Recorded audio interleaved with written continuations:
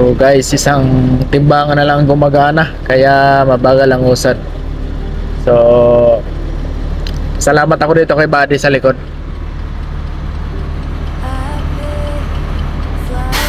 Pinagbigyan niya ako.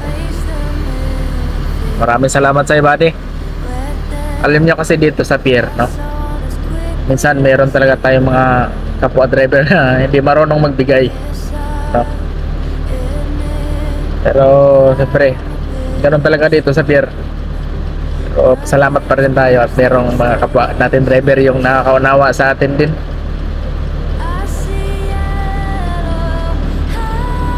Inantay ko lang na ano, buti pinagbigyan niya ako. Ayan siya sa likod to. Hindi ko alam anong tracking to.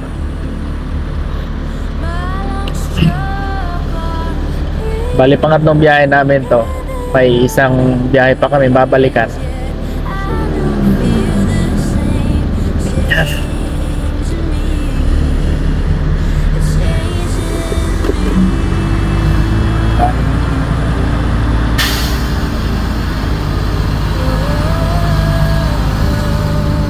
Kabait naman ni Buddy.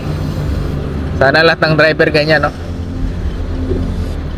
Nagbibigayan sa kalsada.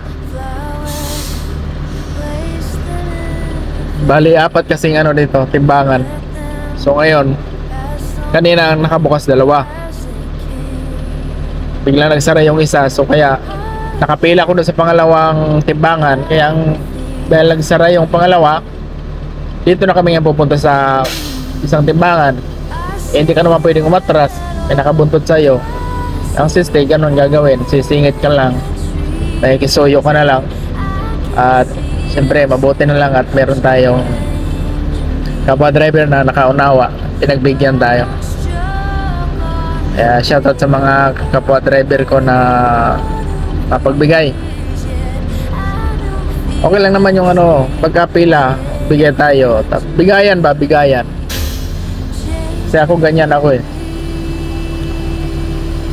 Pagbigay ako, isa dalawa pasingitin, tapos ikaw naman. Kasi kung magbigay ka na magbigay eh di ba? Hindi ka na makakausad. Yan lang dapat bigayan. Kaya saludo sa mga kapwa natin driver na ganun ang mindset. Shoutout kay Buddy kung anong tracking ka man. So mamaya titignan ko kung anong tracking.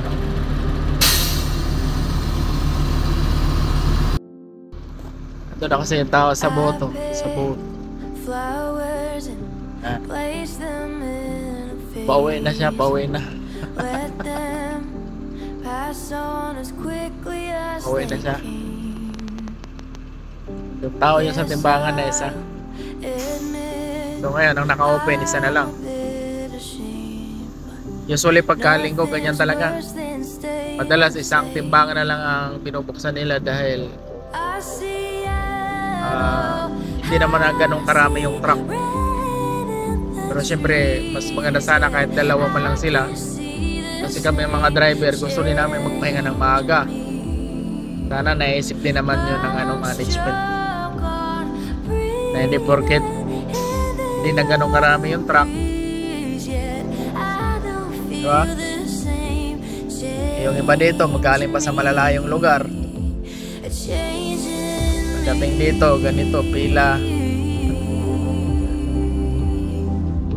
Sa akin okay lang kasi malapit lang yung biyahe ko, Valenzuela. So bali pangatlong biyahe ko na to.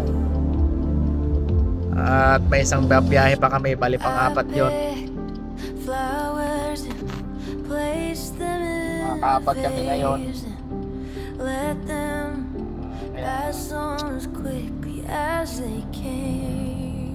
Kaya okay lang sa akin na ganito sitwasyon, pero yung malalayo ang biyahe, diba?